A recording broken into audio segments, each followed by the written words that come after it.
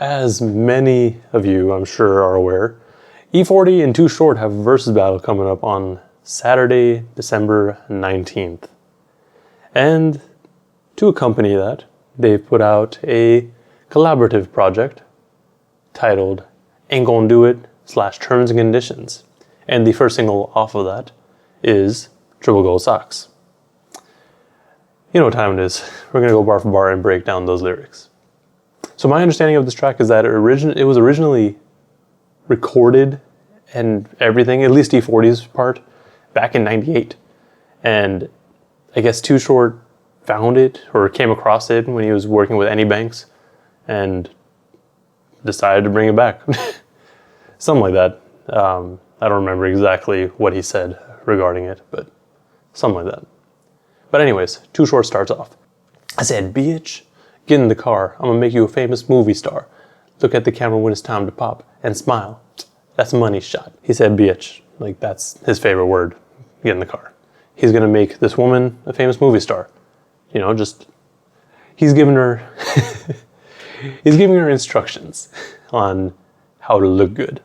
I'm in the motherfucker dipping gold. King Tut from head to toe. I'm talking so much shit to this bitch that she ain't never had no shit like.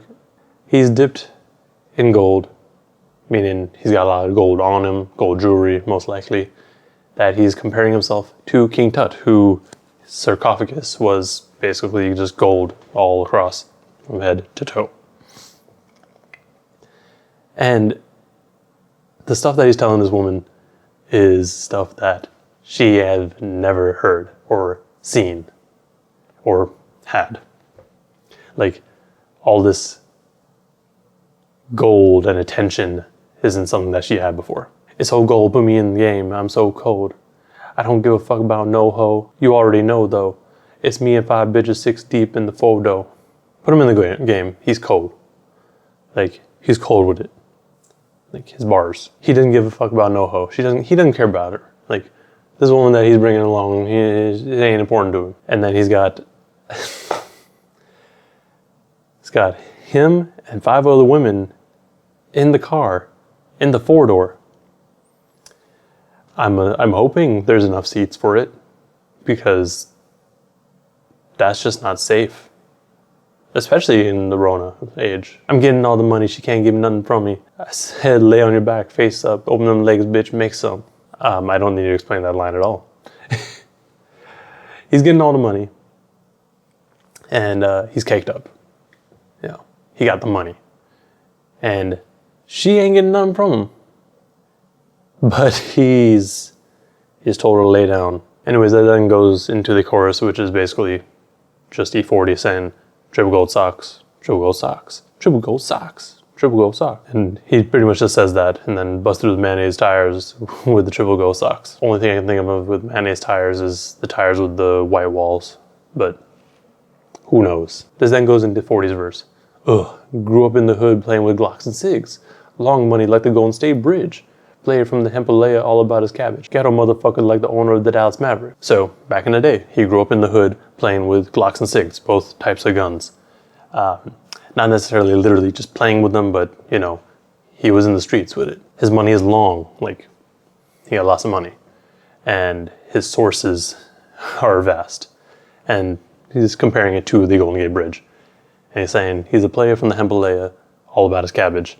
Himalaya, the only thing I could find out about that was, like, it's a store in Austria, which just specializes in hemp goods, which I'm pretty sure wasn't a thing in '98. So I'm thinking he's just talking about the trap.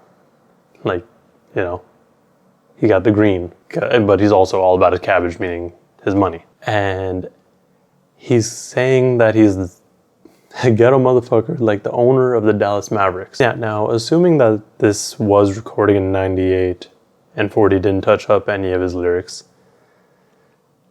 the owner of the Dallas Mavericks at that time, when I looked it up, was Ross Perot, not Mark Cuban. Both of whom don't really sound like ghetto people or people from the ghetto, or like people that he could really compare himself to at that time. So, I mean, if he is comparing himself to Mark Cuban, then sure. I mean, business-wise, I guess, at least nowadays. But this is an older track, so Shooting dice on the block, rocks running from the cops. Tops in my Chevy box non-stop. Ball out, never fall out with your folks. Crawl out on 100 spokes. Just talking about stuff that I used to do back in the day, you know. Shooting dice. Got some rocks. And then you gotta run for the cops.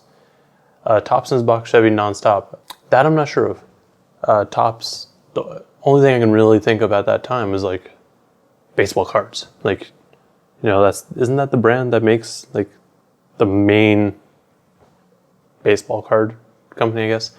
Or, I don't know. It could be something else. Ball out, never fall out with your folks. So like, do your thing. Spend your money. Ball out. But don't fall out with your folks. Like, your family, your homies, your crew, people you came up with. Don't fall out with them. But also just crawl out on 100 spokes. 100 spokes being the rims of choice. But you know what they look like when you see them. They're the rims with all the spokes, 100 spokes. Like, it's really hard to explain, I guess.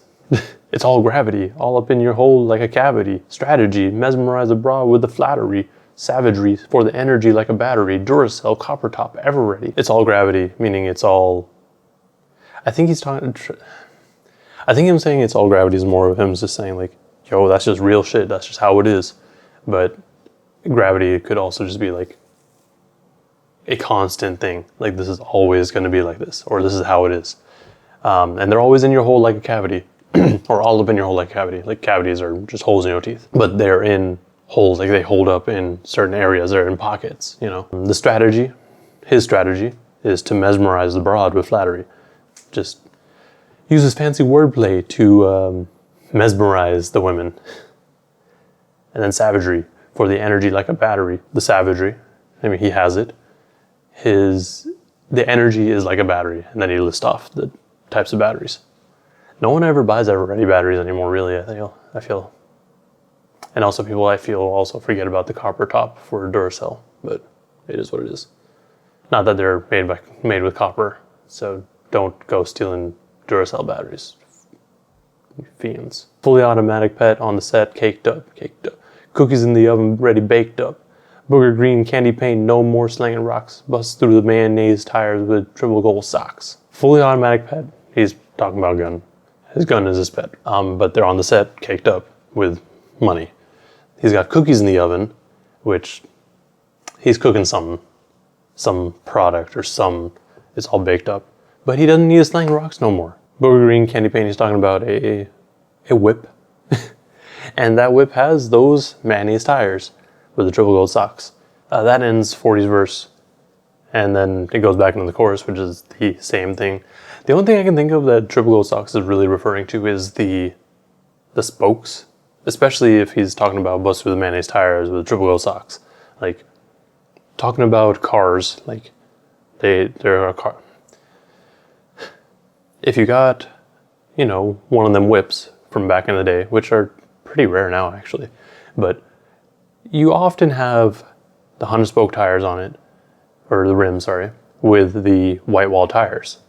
So I'm assuming him talking about the mayonnaise tires is that white wall, and then the Triple Gold Sox is the spokes, or the rims. But, you know, I'll put up a picture of it, but, you know, with the 100 spokes tires, there's always that other cap piece, and that has like, it's like a 3-pointed thing, not really a triangle, kind of like, I don't know how to explain it. You will see the picture, but I think that's what he's referring to. Like, he's just talking about the whip, like they busting through with the whip. Anyways, this song was fun. It's definitely an old 40 verse though. I haven't heard him rap like that in a long time. So yeah, it's definitely an older verse, but that's not a bad thing. It's nice to actually hear this verse that was in the vault for, what was it, 22 years? Finally see the light of day. That's pretty dope. Too Short did his thing. Like, here's the thing. With Too Short, you always expect this sort of rapping. Like, it's always fun. It's always lighthearted. It's, you know, it's Too Short. You know, nothing else to say, really. with that said, I am looking forward to listening to the rest of the project. And also really excited for that Verzuz battle. Like, really excited. The Bay Area has been very busy this year. So to see it kind of cap off with two legends, not even, like, Verzuz battles aren't meant to be straight up battles. They're like a celebration. So seeing these two legends of the Bay Area come together to just celebrate each other's music is insane. And it's especially insane for the Bay Area. Like, if you have been following this channel this year, you know that the Bay Area has been very busy. I think I've put out maybe 6 to 8 reviews, 6 to 10 maybe, with 4 Bay Area artists. And I've had like 5, almost 6, well, more to come. But as of now, I think 5 Bay Area artists on the podcast. So the Bay Area is busy.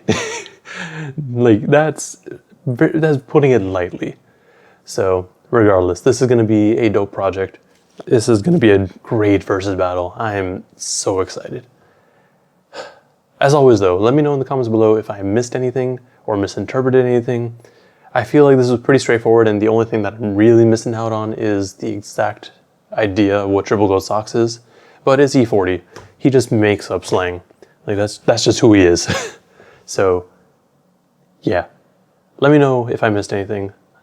Also, like and subscribe if you want to see more breakdowns like this. Thank you for watching, and please stay safe out there.